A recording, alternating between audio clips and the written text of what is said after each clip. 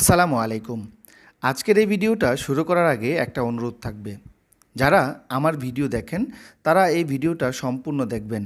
এই ভিডিওটা দেখলে আমরা যারা মোবাইল রিপেয়ারের কাজ করি তাদের কাছে যদি মসফেট লাইটিং আইসি সাপোর্টেড কোনো অ্যান্ড্রয়েড মোবাইল আসে আর ওই মোবাইলে যদি এলসিডি লাইটিং সমস্যা থাকে তাহলে কিভাবে আমরা স্টেপ বাই স্টেপ কাজ করতে পারবো এই বিষয় নিয়ে A to Z আজকের এই ভিডিওতে আলোচনা করা হবে। বন্ধুরা, এই মুহূর্তে আমার হাতে একটি আইটেল অ্যান্ড্রয়েড মোবাইল আছে। আর এই মোবাইলটার সমস্যা হচ্ছে মোবাইলটা এলসিডিতে কোনো প্রকার আলো দেখা যায় না। গ্রাফিক্স আসে কিন্তু আলো দেখা যায় না। কাস্টমার অন্য টেকনিশিয়ান ভাইকেও দেখিয়েছে, উনি নতুন এলসিডি লাগানোর পরেও সমস্যা সমাধান হয়নি। তো এরকম ধরনের সমস্যা আমাদের কাছে প্রতিনিয়তই আসে। আপনারা লক্ষ্য করে দেখেন, আমি এই মোবাইলটাতে যখন ব্যাটারি লাগিয়ে চালু করলাম, চালু করার পর এখানে মোবাইলটা চালু হয়েছে এবং আইটেল লেখাটাও দেখা যাচ্ছে, কিন্তু এখানে স্ক্রিনটা কিন্তু ব্ল্যাক হয়ে আছে, অর্থাৎ আলো দেখা যাচ্ছে না। দেখতে পাচ্ছেন আইটেল লেখা দেখা যাচ্ছে, অর্থাৎ গ্রাফিক্সটা কিন্তু দেখা যাচ্ছে কিন্তু এলসিডিতে কোনো প্রকার আলো নেই।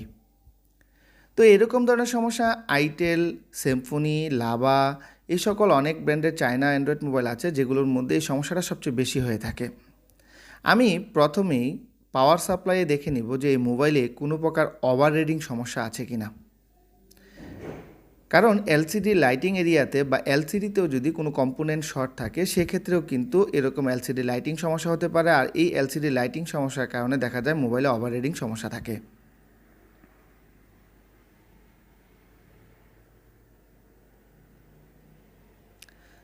বন্ধুরা, আমি আরেকটা কথা বলে নিই, এখানে এই মোবাইলটাতে কিন্তু নতুন এলসিডি লাগিয়ে দেখা হয়েছে, সেম সমস্যা। যে এলসিডিটা বর্তমানে লাগানো আছে এটা কিন্তু ভালো একটা এলসিডি।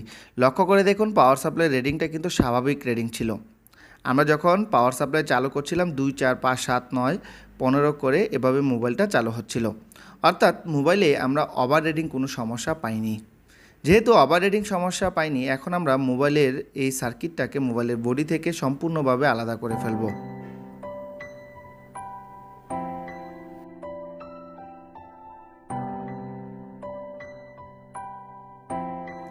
আমরা মোবাইলের মাদারবোর্ডটা সম্পূর্ণরূপে আলাদা করে ফেললাম। এখন আমরা এলসিডি লাইটিং সেকশনটাকে আপনাদেরকে জুম করে একটু ক্লিয়ার করে দেখানোর চেষ্টা করব। লক্ষ্য করে দেখেন এখানে এলসিডি লাইটিং সেকশনটা ঝলসে গেছে, এরকমটাই মনে হচ্ছে। আমি আরও ক্লিয়ারভাবে আপনাদেরকে দেখানোর চেষ্টা করছি। বন্ধুরা, লক্ষ্য করে দেখুন এখানে এলসিডি লাইটিং আইসির যে এরিয়াটা এটা সম্পূর্ণরূপে ঝলসে গেছে। প্রথমে আমি এখানে এই এলসিডি লাইটিং এরিয়ার মধ্যে কি কি কম্পোনেন্ট আছে ওইগুলো নিয়ে আলোচনা করব। এখানে মার্ক করে দেওয়া কম্পোনেন্টটা হচ্ছে ফিউজ, এই দুইটা হচ্ছে ক্যাপাসিটর, এটা হচ্ছে বুস্ট কয়েল, এটা হচ্ছে ডায়োড। এই তিনটা কম্পোনেন্ট হচ্ছে ক্যাপাসিটর, এই কম্পোনেন্টটা হচ্ছে রেজিস্টর, আর এটা হচ্ছে এলসিডি লাইটিং আইসি।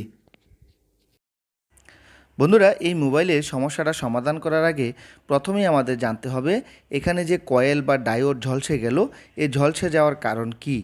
এই ঝলসে যাওয়ার কারণ হতে পারে এখানে এলসিডির পিছনে অনেক সময় এলসিডি লাইটিংয়ের যে লাইনগুলো আছে অ্যানোড এবং ক্যাথোড লাইন, এগুলো কি হয় অনেক সময় মোবাইলের পিছনে যে স্টিলের ব্যাকশেলটা থাকে এটার সাথে টাচ হয়ে শর্ট হয়ে যায়। সেক্ষেত্রে এরকম এলসিডি লাইনগুলো যদি শর্ট হয়ে যায় তখন দেখা যায় যে এলসিডি লাইটিং সেকশনের মধ্যে বিভিন্ন ক্যাপাসিটর, ডায়োড বা কয়েল এগুলো ঝলসে যায়। তো এখানে আমরা এই যে মোবাইলের এলসিডিটার ক্ষেত্রে দেখতে পাচ্ছি যে এটার পিছনে কিন্তু হিটসিঙ্ক পেপার দেওয়া আছে। তো এখানে এটা টাচ হওয়ার তো সম্ভাবনাই নেই, কিন্তু কিছু কিছু মোবাইলে দেখা যায় যে এলসিডি লাইটিংয়ের লাইনগুলো মোবাইলের এই এলসিডির পিছনে যে স্টিলের প্যানেলটা থাকে এটার সাথে টাচ হয়ে যাওয়ার কারণে বা এই যে র্যাবনের মধ্যে বিভিন্ন কম্পোনেন্ট আছে এগুলো এলসিডির পিছনে ব্যাকশেলের যে স্টিলের প্যানেলটা আছে ওইটার সাথে টাচ হলে দেখা যায় যে আমাদের এলসিডি লাইটিং সেকশনটা শর্টিং হয়ে যায়। আবার মাঝে মধ্যে দেখবেন এরকম শর্টিং থাকলে মোবাইলের এলসিডি হোয়াইট হয়ে গেছে। এখানে যে ডায়োডটা দেখতে পাচ্ছেন এই ডায়োডটা মূলত এলসিডি লাইটিংয়ের অ্যানোড লাইনের আউটপুট। এখানে এই যে আউটপুটে দুইটা ক্যাপাসিটার দেখতে পাচ্ছেন, আমি আপনাদেরকে ডায়াগ্রামের মাধ্যমে দেখানোর চেষ্টা করব। এই ডায়োডের আউটপুটে যদি ক্যাপাসিটারগুলো শর্ট থাকে সেক্ষেত্রেও কিন্তু এরকম ডায়োড বা কয়েল ঝলসে যেতে পারে। বন্ধুরা, বর্তমানে লাভা, সিম্ফনি, আইটেল এই সকল মোবাইলে যে লাইটিং আইসিগুলো ব্যবহার করা হয়েছে, এই লাইটিং আইসিগুলো আগের যে মসফেট লাইটিং আইসি ছিল ওইগুলোর মতো কিন্তু কাজ করে না। বর্তমানে লাইটিং আইসিগুলো কাজ করার একটু ভিন্নতা আছে। আমি বর্তমান যে মোবাইলগুলো আছে চায়না অ্যান্ড্রয়েড মোবাইলের, ওই মোবাইলের লাইটিং আইসিটা অঙ্কন করে আপনাদেরকে দেখানোর চেষ্টা করেছি। এই লাইটিং আইসির মাধ্যমেই বর্তমানে যে সকল মোবাইলগুলো আমাদের আসছে, আর ওই মোবাইলগুলোর মধ্যে যদি এরকম ধরনের মসফেট লাইটিং আইসি থাকে, তাহলে ওই লাইটিং আইসিগুলো ঠিক আমি যেভাবে অঙ্কন করে আপনাদেরকে দেখিয়েছি এভাবেই এই লাইটিং আইসিটা কাজ করে থাকে। এখানে এই এলসিডি লাইটিং আইসিটা কিভাবে কাজ করে এ বিষয়ে বিস্তারিত আলোচনা করতে গেলে লম্বা চড়া সময়ের দরকার, তো ভিডিও অনেক লম্বা হয়ে যাবে। তারপরেও আমি শর্টকাট আলোচনা করার চেষ্টা করছি। এখানে যে 3 নাম্বার লাইনটা দেখতে পাচ্ছেন এটা হচ্ছে সরাসরি ইনপুট হবে, এবং 1 নাম্বার যে লাইনটা দেখতে পাচ্ছেন এটা কয়েলের মাধ্যমে বুস্ট হয়ে ইনপুট এবং আউটপুট দুইটাই একসাথে কাজ করবে। এবং 2 নাম্বার লাইনটা হচ্ছে পিডাব্লিউএম লাইন, এই লাইনটা চলে যায় সরাসরি পাওয়ার আইসিতে, কিছু কিছু মোবাইলে দেখা যায় যে এটা সিপিইউতেও যায়। এবং 4 নাম্বার লাইনটা হচ্ছে গ্রাউন্ড লাইন, এবং 5 নাম্বার লাইনটা হচ্ছে এনসি লাইন, এবং 6 নাম্বার লাইনটা হচ্ছে ক্যাথোড লাইন অর্থাৎ এলসিডির মাইনাস লাইন। বন্ধুরা, এখানে 2 এবং 5 নাম্বার যে লাইন দুইটা দেখতে পাচ্ছেন, এই দুইটা লাইন মাঝে মধ্যে বিপরীতমুখী হতে পারে, অর্থাৎ এটা কখনো কখনো চেঞ্জ হয়ে যায় বিভিন্ন মোবাইলের ক্ষেত্রে। বন্ধুরা, চলুন এবার আমরা মূল কাজে ফিরে যাই। মোবাইলটা কিভাবে সমস্যার সমাধান করতে পারি সেম এই ডায়াগ্রামের মাধ্যমেই কিন্তু আমি কাজ করব। প্রথমেই আমরা ব্যাটারি কানেক্টরের পজিটিভ লাইন থেকে এলসিডি লাইটিং আইসির কাছে যে ফিউজটা আছে ওই ফিউজ পর্যন্ত লাইনটা ঠিক আছে কিনা সেটা আমরা চেক করে দেখব।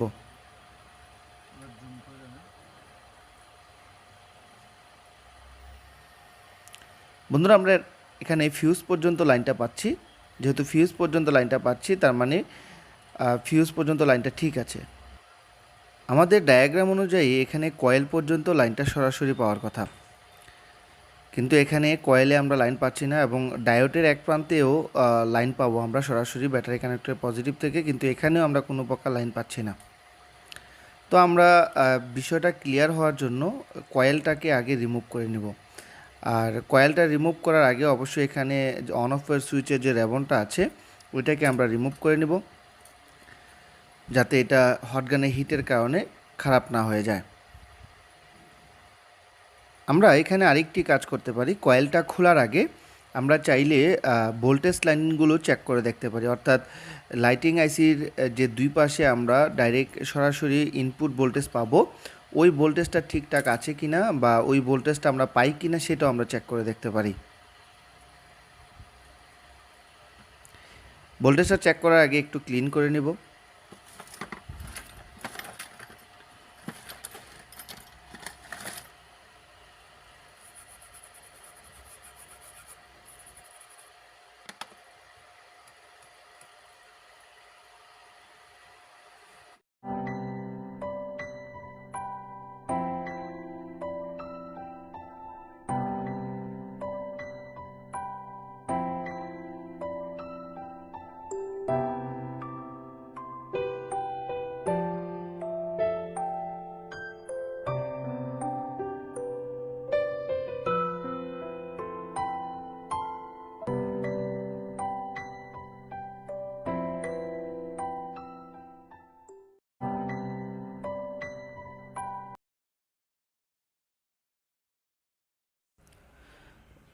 বন্ধুরা, এখানে আমরা ফিউজ পর্যন্ত 4 ভোল্ট পাচ্ছি, ফিউজের অপোজিট পাশেও ভোল্টেজ আছে, তার মানে ফিউজটা ঠিক আছে।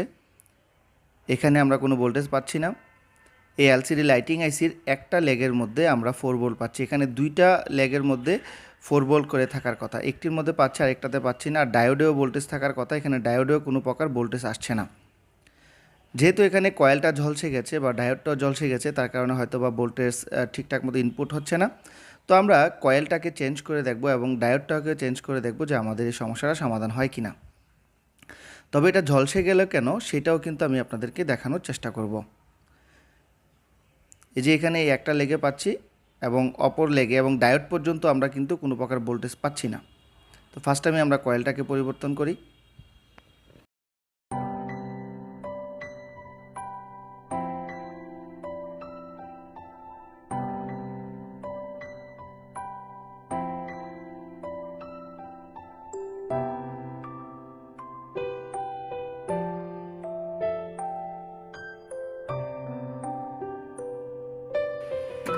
আমরা কয়েলটাকে রিমুভ করে নিলাম। এখন আমরা এই কয়েলটা ভালো আছে কিনা সেটা চেক করে দেখব। আর কয়েলটা ভালো আছে কিনা সেটা দেখার জন্য আমরা মাল্টিমিটার ডায়োড রেঞ্জে রাখবো। যদি কয়েলটা ভালো থাকে তাহলে অবশ্যই ভিপ দিবে, আর যদি কয়েলটা খারাপ হয় তাহলে কোনো প্রকার ভিপ দিবে না। দেখতে পাচ্ছেন এখানে কোনো প্রকার রেডিং বা ভিপ দিচ্ছে না, তার মানে এই কয়েলটা খারাপ। তো আমরা এই কয়েলটা অন্য আরেকটি মোবাইল থেকে লাগিয়ে দিব। লাগানোর আগে এখানে আমরা প্রথমে দেখে নিব কয়েলের যে দুইটা প্রান্ত, এই দুইটা প্রান্ত এলসিডি লাইটিং আইসি দুই প্রান্তের সাথে সংযোগ আছে কিনা। দেখতে পাচ্ছেন কয়েলের দুইটা লাইন এলসিডির লাইটিং আইসির দুইটা প্রান্তের সাথে সংযুক্ত আছে। তো এখন আমরা অন্য আরেকটি মোবাইল থেকে কয়েলটাকে পরিবর্তন করে দিব। যেহেতু এখানে আমরা ডায়োডটাও ঝলসে গেছে দেখতে পাচ্ছি, তো ডায়োডটাও একসাথে পরিবর্তন করে দিব।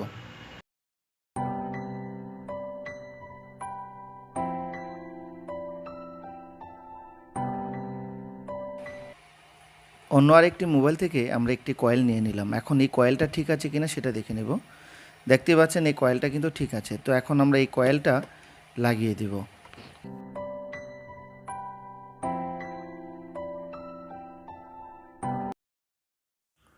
বন্ধুরা, এখানে আরেকটি গুরুত্বপূর্ণ কথা উল্লেখ করে রাখি। আমরা ডায়োডটা পরিবর্তন করার সময় অবশ্যই ডায়োডের অ্যানোড এবং ক্যাথোড প্রান্ত খেয়াল করে লাগাতে হবে। অর্থাৎ এটা উল্টো লাগালে সেক্ষেত্রে আমাদের কয়েলটা অথবা লাইটিং আইসিটা পুনরায় খারাপ হয়ে যেতে পারে।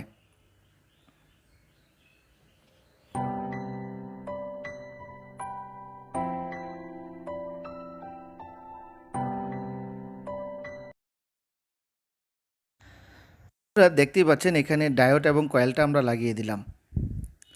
এখন আমরা চেক করে দেখব যে এখানে আমরা ব্যাটারি পজিটিভ লাইন থেকে কয়েল পর্যন্ত লাইনটা ঠিক আছে কিনা।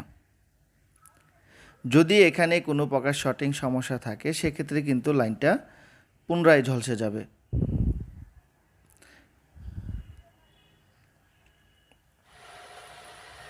আমরা ইনপুট লাইনটাকে চেক করে দেখব যে ইনপুট লাইনটা ঠিক আছে কিনা।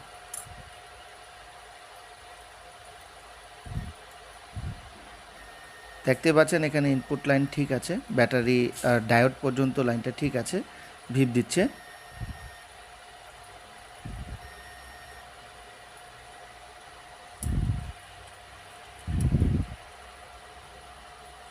যেহেতু ডায়োড পর্যন্ত লাইনটা ঠিক আছে দেখাচ্ছে, এখন আমরা এলসিডিটা লাগিয়ে দেখব যে এলসিডি লাগানোর পর এখানে পুনরায় কোনো প্রকার ফায়ারিং হয় কিনা, অর্থাৎ কোনো ক্যাপাসিটার বা ডায়োড বা কয়েল ঝলসে যায় কিনা।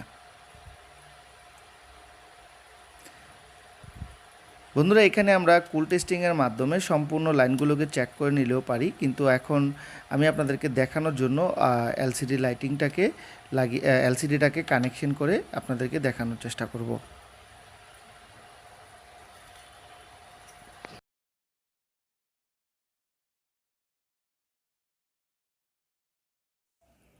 আমরা মোবাইলের ডিসপ্লেটাকে কানেকশন করব, কানেকশন করার পর তারপরে আপনাদেরকে দেখানোর চেষ্টা করব।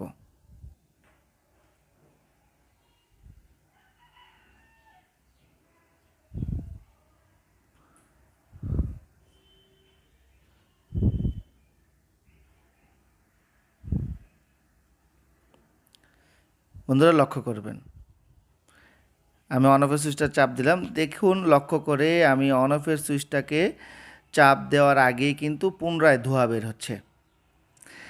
এই সমস্যাটাই সবাই পড়ে থাকেন, মানে অনেকেই এই সমস্যাটাই পড়েন যে ভাই আমার এই লাইনগুলো কেন ঝলসে যাচ্ছে। আমি এলসিডির ডায়োড কয়েল সব কিছু পুনরায় চেঞ্জ করেছি, তারপরও লাইন ঝলসে যাচ্ছে। এখানে এলসিডির যে লাইটিং লাইনটা আছে এটাও কিন্তু আলাদাভাবে ছিল, তারপরেও কিন্তু এই লাইনটা ঝলসে গেছে।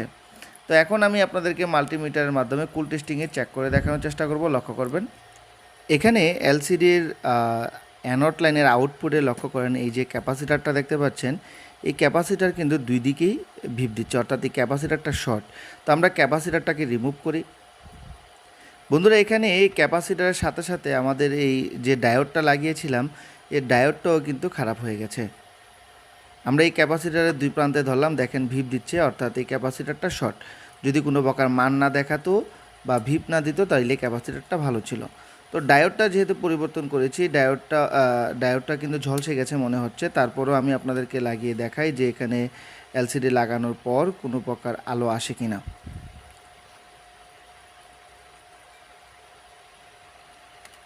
আমরা পুনরায় ব্যাটারি কানেকশন করব।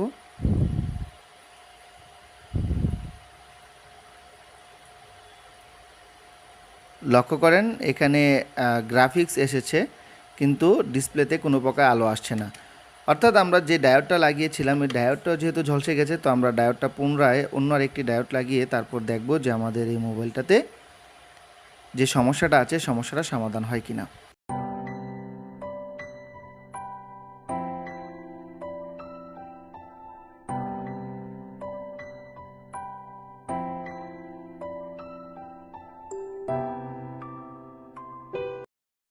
এখানে অনেকের প্রশ্ন থাকতে পারে যে ডায়োড বা কয়েল এগুলো কোত্থেকে সংগ্রহ করেছেন। আমি একদমই বাতিল একটা পুরাতন সার্কিট থেকে কিন্তু এই কয়েল এবং ডায়োডগুলো সংগ্রহ করেছি। আপনারাও চাইলে এরকম পুরাতন মোবাইল থেকে এলসিডি লাইটিং এরিয়া থেকে ডায়োড বা কয়েলগুলো সংগ্রহ করতে পারেন। বন্ধুরা দেখতেই পাচ্ছেন আলহামদুলিল্লাহ আমাদের এই মোবাইলের সমস্যাটা কিন্তু সমাধান হয়ে গেছে। এখানে এই ভিডিওর মধ্যে আমি চেষ্টা করেছি এলসিডি লাইটিং সম্বন্ধে কিছুটা আলোচনা করার জন্য। যদি এলসিডি লাইটিং সম্বন্ধে আমি টু জেড আলোচনা করতে যাই সেক্ষেত্রে ঘন্টার মতো সময় লেগে যাবে। তো এখানে অনেকেই আছে যারা ভিডিও লম্বা হয়ে গেলে বাজে মন্তব্য করেন এবং অনেকে ভিডিও দেখতে চান না, যার কারণে যতটুকু সম্ভব শর্টকাটের মধ্যে আমি বোঝানোর চেষ্টা করেছি। তবে এই বিষয়গুলো কিন্তু এত শর্টকাট বুঝলে চলে না। প্রত্যেকটা বিষয় একদম গভীর থেকে আলোচনা করে বুঝালেই তাহলে সহজে বিষয়গুলো বোঝা যায়। বন্ধুরা আমি প্রতিনিয়ত চেষ্টা করি যাতে এমন কিছু ভিডিও দেওয়ার জন্য আপনাদের কাছে যে ভিডিওগুলো দেখে যাতে আপনারা উপকৃত হন। আর আমার এই মোবাইল রিপেয়ার হসপিটাল বিডির ইউটিউব চ্যানেলের ভিডিওগুলো ভালো লেগে থাকলে অবশ্যই আমাদের চ্যানেলটা সাবস্ক্রাইব করে দিবেন এবং পাশে থাকা বেল আইকনে ক্লিক করে দিবেন।